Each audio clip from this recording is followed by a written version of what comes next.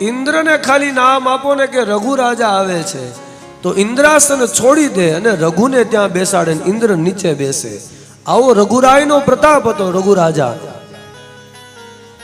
રઘુરાજા એકવાર પોતે ભજનમાં બેઠા સંધ્યાની અંદર. ક્ષત્રિય છે, સંધ્યા વંદના કરે છે. ક્ષત્રિય સૂર્ય ઉગે ને તે પહેલા ઉઠી જાય અને સૂર્યની પૂજા કરે. હા, ને ઈ ક્ષત્રિય જેથી રણમાં ચડે. રઘુનો પ્રતાપ કેવડો તમે જુઓ.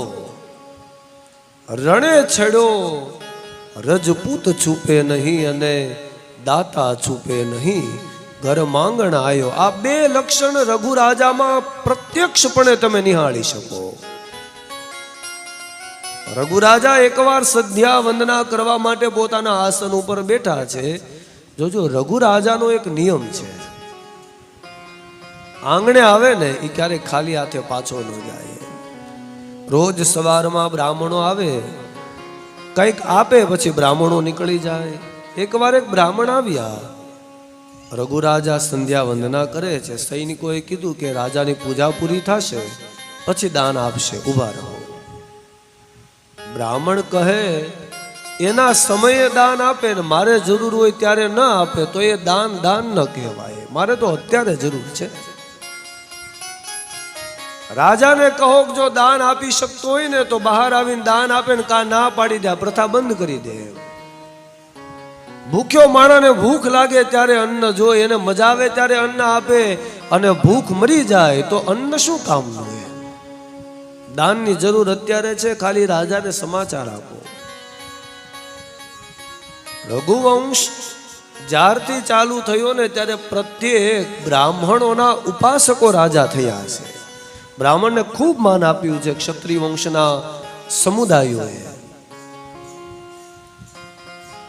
સૈનિકથી બ્રાહ્મણનું અપમાન ન થયું. ખબર છે કે રઘુ રાજાના ઇષ્ટ જ બ્રાહ્મણો છે, ભગવાન પછી છે. અંદર જઈને સમાચાર આપ્યા કે પ્રભુ કોઈ બ્રાહ્મણ છે ને એવું કહે છે કે જો અત્યારે દાન આપી શકે ને તો જોતું છે, પછી નહીં. શું કરવું?